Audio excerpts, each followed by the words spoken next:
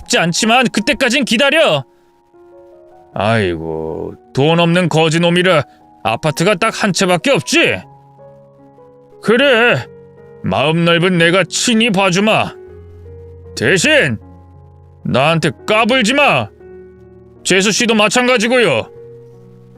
아주버님은 그렇게 큰 소리를 치더니 애인과 방으로 들어가더군요. 그날은 상황이 복잡해서 애인이라는 여자와 인사도 못했답니다. 이튿날 아침, 아이들을 깨워 어린이집에 보낼 준비를 하는데 아주버님 방에서 애인이 나오더라고요. 그런데 저는 경악하고 말았습니다. 이봐요, 아가씨. 속옷 차림으로 나오면 어떡해요? 여기 애들 있는 거 안 보여요? 그리고 제 남편은 주방에서 밥 먹고 있다고요. 뭐 어때요? 가릴 때는 다 가렸구만. 그리고 이제 곧 한 식구가 될 텐데 편하게 지내면 좋잖아요. 아, 내가 동서라고 불러야 하나? 동서, 나 아침 좀 차려줘. 어제 술을 좀 마셨더니 해장 좀 해야겠어. 매콤하게 찌개 좀 끓여봐. 뭐요? 동서? 어젯밤 처음 봤는데 지금 말을 놓는 거예요? 당장 들어가요. 옷 입고 다시 나오든지 방에서 계속 잠을 자든지 하라고요. 되게 까칠하네. 알았어, 물 한 잔 마시고 들어갈게. 서방님, 물 좀 마실게요. 남편은 밥을 먹다가 속옷 차림의 여자를 보고 입안에 있던 밥을 뿜고 말았습니다. 이봐요, 빨리 방으로 들어가세요. 민망해서 눈을 어디에 둘지 모르겠습니다. 애들 보는데 뭐 하는 짓입니까? 뭐 이 정도 가지고 그래요? 왜? 내 몸매 보니까 끌어올라요? 제대로 봐줘요. 이 여자가 미쳤나? 더는 못 봐주겠으니 당장 들어가요. 알았어요. 이 집 부부는 왜 이렇게 꼰대 같을까? 우리 자기가 같이 살아서 골치 아프다더니 한 방에 이해가 가네. 그 여자는 물을 한 잔 마시고 방으로 들어갔습니다. 저와 남편은 눈을 마주치며 같이 실소를 했네요. 애들을 어린이집에 보내고 남편과 같이 식당으로 향했습니다. 저는 오후 4시가 되어 어린이집에 애들을 데리러 갔고 남편 혼자 장사를 이어서 했습니다. 이윽고 애들을 데리고 집으로 들어갔더니 아주버님 방에서 애들이 들으면 안 될 소리가 들리더군요. 오빠, 너무 좋아. 신세계야. 자기야, 내가 다리 하나 못 쓰게 되면서 이 가운데 다리의 힘이 배로 세졌다니까? 오늘 자기는 그 어떤 잠자리보다 환상적인 걸 느끼게 될 거야. 자, 계속한다. 엄마, 삼촌 방에서 무슨 소리가 들려. 가운데 다리가 뭐야? 삼촌은 다리가 3개야? 아니야. 삼촌이 지금 잠꼬대 하나 보다. 우리 돈가스 가게로 가자. 아빠랑 넷이 같이 간식 먹자. 저희 애들이 고개를 갸웃거리며 무슨 말이냐고 묻길래 바로 애들을 데리고 집에서 나와버렸습니다. 하는 수 없이 식당으로 데려갔죠. 남편에게 사정을 말했더니 기겁하며 아주버님 욕을 실컷 하더군요. 그날은 일찍 가게 문을 닫고 애들과 함께 키즈 카페를 갔고 거기서 시간을 보내다가 집으로 돌아갔습니다. 여전히 아주버님과 애인은 집 안에 있었어요. 배달 음식을 많이 시켜 먹고 식탁을 엄청나게 어질러 놨더군요. 그뿐만 아니라 여자 속옷이 주방 바닥에 널브러져 있었습니다. 해도 너무하는 것 같아 방문을 노크하고 들어갔더니 두 사람이 또 그 짓을 하고 있는 거예요. 성급하게 문을 닫고 애들을 방으로 데려가 그림을 그리게 해주고 남편과 저는 두 사람이 나오기를 기다렸습니다. 한참의 시간 뒤에 아주버님과 애인이 나오더군요. 나의 아우랑 재수씨가 일찍 왔네. 오늘 가게 일찍 닫았냐? 형, 얘기 좀 해. 아유, 어쩌지? 아니, 나가봐야 해. 우리 여행 다녀올 거야. 며칠 걸리니까 그런 줄 알아. 형, 저 여자랑 이 집에서 살림 차리려는 거야? 그게 너랑 무슨 상관인데? 내가 네 집에서 뭘 하든 뭔 상관이야? 상관이 왜 없어? 우리 가족들 바로 나가지 못한다고 말했잖아. 그럼 조심해야 할 건 조심해야지. 오늘 애들이랑 내 아내가 낮에 왔다가 도로 나왔어. 두 사람이 방에서 그 짓 하는 걸 들었단 말이야. 그랬더니 아주버님과 애인이 배를 잡고 웃더군요. 둘 다 철딱서니가 없었는지 기가 막힌 소리를 하더군요. 자기야, 내가 뭘 했어? 가운데 딸의 힘이 2배여서 자기가 비명을 크게 질렀다고 했잖아. 이 집이 흔들거렸나 보다. 맞아, 오늘 신세계를 맛봤지. 애들이 우리 목소리 듣고 놀랐으려나? 두 사람은 뭘 잘못한지도 모르고 깔깔거리길래 제가 확실하게 이해시켜주려고 입을 열었습니다. 아주버님, 그리고 젊은 아가씨, 애들 사는 집에서는 조심해야 해요. 교육이 안 좋으니까 늦은 밤에나 하시라고요. 아이, 재수씨, 어차피 애들도 크면 다 할 텐데 미리 알면 어떻습니까? 남녀가 사랑하는 게 무슨 큰 잘못이라고 기분 좋게 나가려는 사람 붙잡고 인상을 쓰고 그래요. 하여튼 동생놈이나 동생 마누라나 똑같다. 여기 내 명의로 된 내 집이니까 살기 싫으면 그냥 나가세요. 이번에도 역시 자기 집이니 하고 싶은 대로 하겠다며 저희더러 나가라고 하더군요. 그래서 저희 부부는 의논을 했고 전세 기간이 끝나기 전까지 지낼 월세집을 알아보기로 했습니다. 그런데 월세는 대부분 원룸이었고 방이 2개 있는 곳은 애들 어린이집과 너무 멀어서 문제가 되더라고요. 그래서 집을 더 알아보기로 하고 언짢은 기분으로 시댁에서 지냈습니다. 아주버님은 똥매너를 계속 보여주며 저희 식구를 불쾌하고 불편하게 만들었죠. 그런데 몇 주 뒤에 아주버님이 애인과 헤어져서 집으로 여자를 데리고 오지 않았습니다. 천만다행이었죠. 아주버님, 그 여자랑 헤어졌나 봐요? 질려서 차버렸어요. 제가 원래 여자를 3개월 이상 못 만나요. 여하튼 더 젊고 예쁜 애 찾는 중입니다. 그럼 또 집으로 데려오고 그럴 건가요? 당연하죠. 내 집이니까 내 마음인데 왜 또 그런 걸 물어요? 그리고 집 구해서 나간다더니 아직도 내 집에 계시네요? 1년 남짓 지낼 집을 찾는데 어렵네요. 원룸에서 애들을 키울 수 없으니 방 2개짜리 빌라나 아파트가 나오면 갈 생각입니다.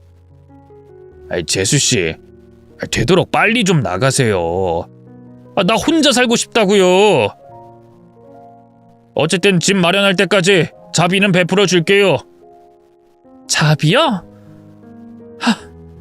네, 아주 고맙네요. 그리고 우리도 아주버님과 지내는 게 불편해요.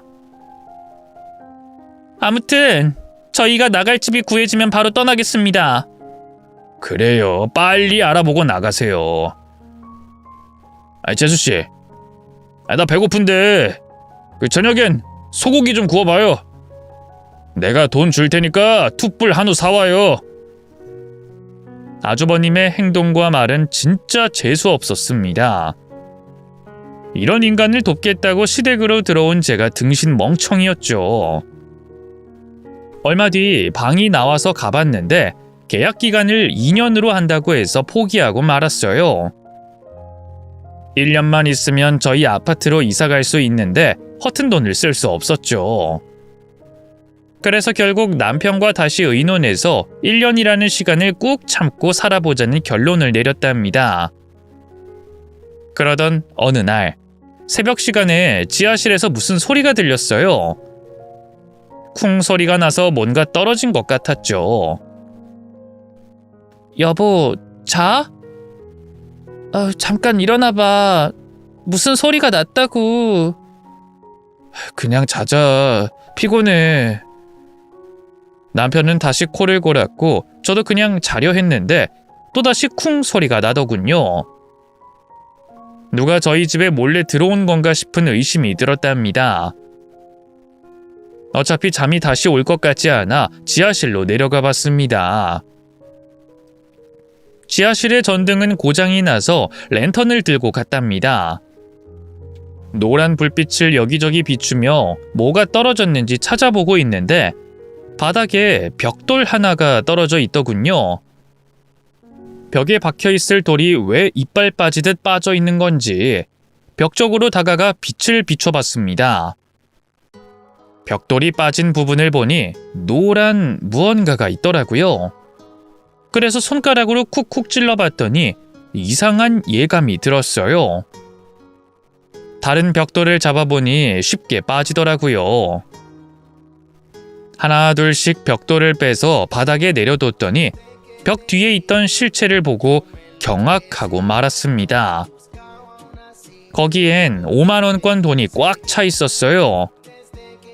누군가 벽돌 뒤에 돈을 숨겨둔 거죠. 저는 너무 놀라서 남편에게 말하려고 뒤를 돌았는데 누군가 제 입을 틀어막았습니다. 쉿! 재수씨, 보진 말아야 할 걸 보셨네요. 왜 지하실에 내려온 겁니까? 제 입을 막은 손을 떼어달라고 웅웅대는 소리를 냈습니다. 재수씨, 내가 손 뗄 테니까 입 열면 안 됩니다. 제 오른손에 뭐가 들렸는지 보여요? 맞아요, 벽돌이에요. 자칫하면 이거로 혼내줄 수도 있습니다. 입 벌리면 가만 안 둡니다. 알겠죠? 저는 눈을 크게 뜨고 고개를 끄덕였습니다. 그러자 아주버님이 손을 치워줬고 다음 말을 했습니다. 재수씨, 지하실은 왜 온 겁니까? 내가 분명 말씀드렸을 텐데 절대 여기 들어오지 말라고 한 거 잊으셨나? 소리가 나서요. 뭔가 쿵 소리를 내며 떨어졌다고요. 그것 2번이나요.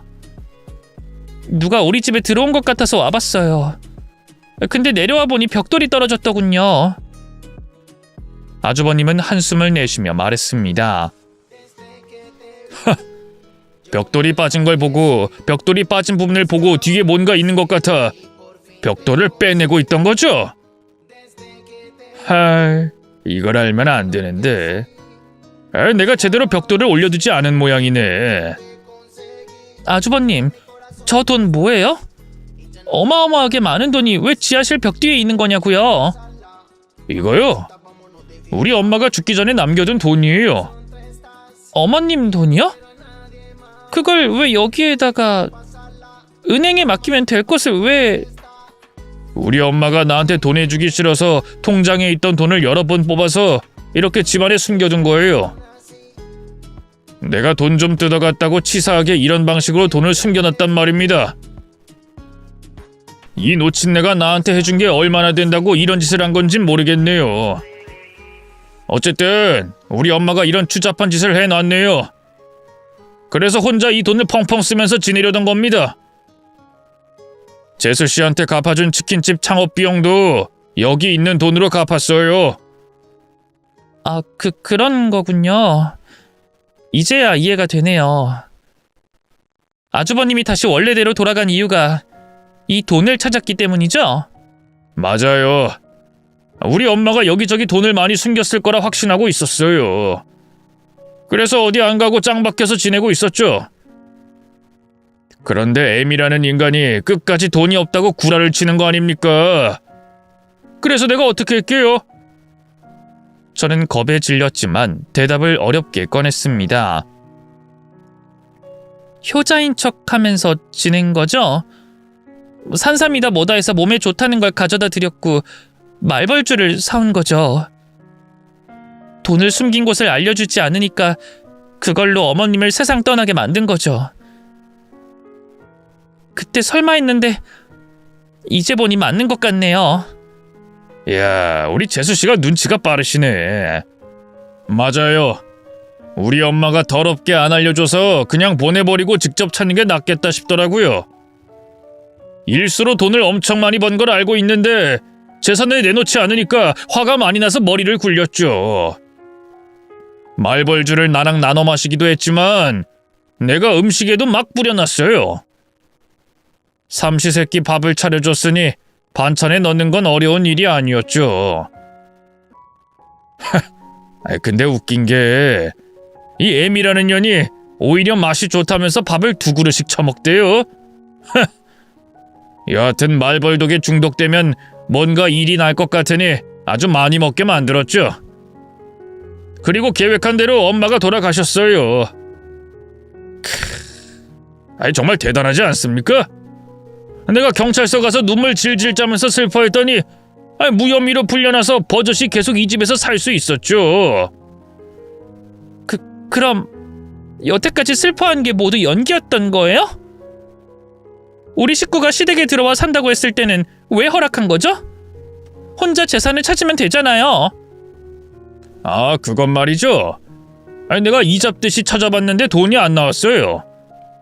그리고 엄마를 그렇게 만들었다는 죄책감이 몰려와서 진짜 바닷가에 들어가려고 했어요. 아무것도 가지지 못했으니 별 생각이 다 들면서 나도 모르게 바다로 뛰쳐들어가고 싶었다는 겁니다. 다시 생각하면 참 어이없고 바보 같은 짓이었죠. 그런데 그때 재수씨랑 동생놈이 살려줬죠. 나한테 위로도 해주고 치킨집도 차려주고 심지어 같이 살아주기까지 했죠. 그렇게 지내다 보니 우울한 마음이 사라지고 다시 돈을 찾아보자고 마음먹었죠. 매일 집안을 뒤지다가 이 허름하고 지저분한 지하실에서 며칠 동안 찾고 또 찾다가 벽 속에 숨기지 않았을까 하는 생각이 문득 떠올랐어요. 그래서 벽돌을 까보니까 여기 벽 뒤에 있는 돈을 찾게 된 겁니다. 우리 엄마가 참 유치한 짓을 했죠? 근데 벽 뒤에 돈이 전부가 아닐 겁니다. 다른 곳에도 있을 거예요. 나머지 돈도 찾아야 하는데 재수씨 식구들이 방해가 돼서 못 찾고 있는 겁니다. 진실이 그거였군요. 돈을 위해 어머님을 해쳤고 돈을 찾지 못해 인생을 포기하려다가 우리가 살려줬더니 다시 돈을 찾게 된 거군요. 아주버님 아주 무서운 인간이네요. 저 신고할 겁니다. 신고를요? 재수씨, 이 지하실에서 살아나가지 못할 텐데 무슨 신고를 하겠다는 겁니까? 재수씨가 내 돈을 발견한 순간 이미 결심했어요. 여기서 살아나가지 못할 거라고요. 자, 그럼 슬슬 시작해볼까? 아주버님이 손에 든 벽돌로 겁을 주길래 저도 벽돌 하나를 잡으려고 몸을 낮추는데 제 머리채를 잡아 구석으로 몰더군요. 이 나쁜 인간! 하늘이 널 용서하지 않을 거야! 쉿! 애들 깨겠어. 아무튼 개인 감정은 없어. 내 돈을 발견해서 이러는 거니까.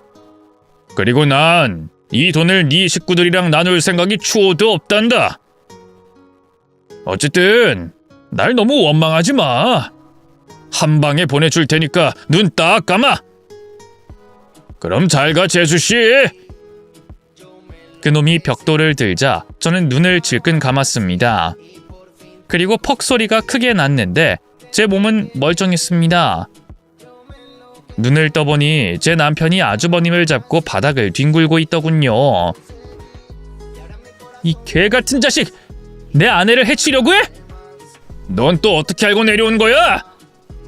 마누라가 침대에서 사라져서 집안을 돌다가 여기까지 왔다. 조금만 늦었으면 큰일 날 뻔했어. 그리고 네 놈이 하는 말 다 들었어. 말벌주 그걸로 엄마를 해친 거였어. 이 나쁜 새끼야. 이 자식이 형한테 까불어? 야, 너나 네 마누라나 오늘 여기서 돼지는 거야? 내가 끝장낼 거라고. 네 새끼들은 내가 고아원에 버려줄게. 어이 다리빙신, 다른 다리도 분질러 줄까? 이렇게? 남편이 아주버님의 다리를 잡고 안발을 하듯 잡아당겼습니다. 뿌직하면서 부러지는 소리가 났답니다.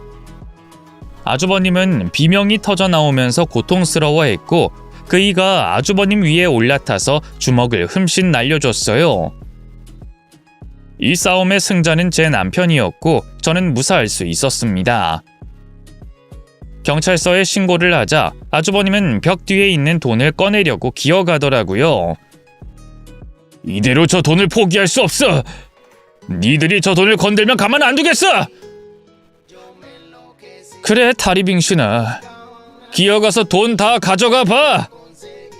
경찰과 너랑 누가 더 빠를까? 나 절대 포기 못해. 저 돈은 다 내 거야. 이윽고 사이렌 소리가 들렸고 제가 대문을 열어줘서 지하실까지 경찰들이 들어왔습니다. 지렁이처럼 기어가는 아주버님과 벽돌 뒤에 보이는 돈 뭉치를 보더니 크게 놀라더군요.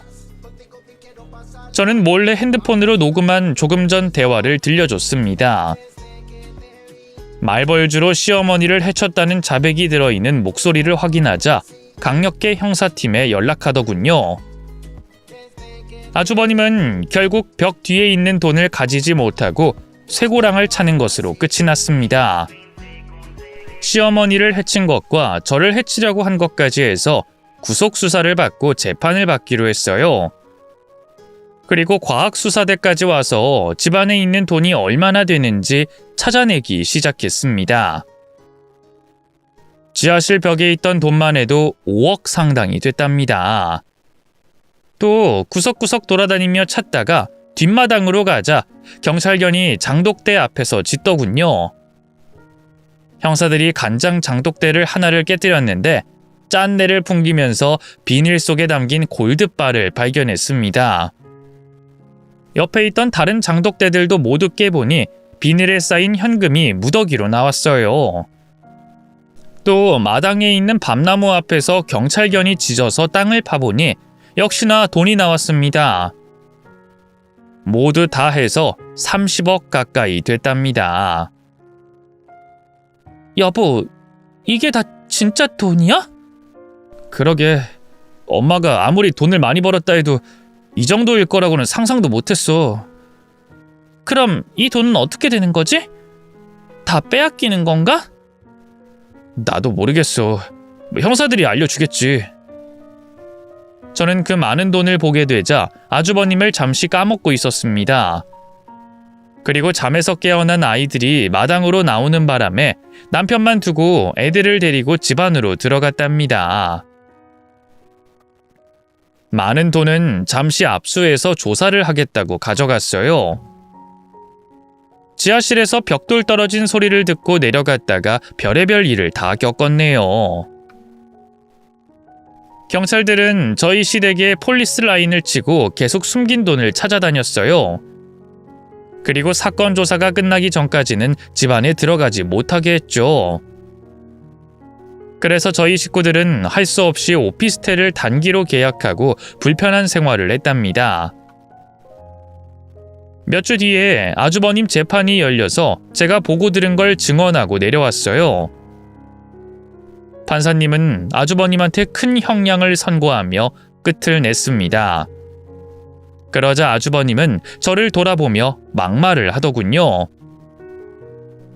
니년만 아니었으면 난 떼부자로 살았을 거야. 니년이 내 인생을 이렇게 만들었다고? 아주버님, 하늘에 있는 어머님이 이제 하늘 풀고 편히 쉬겠네요.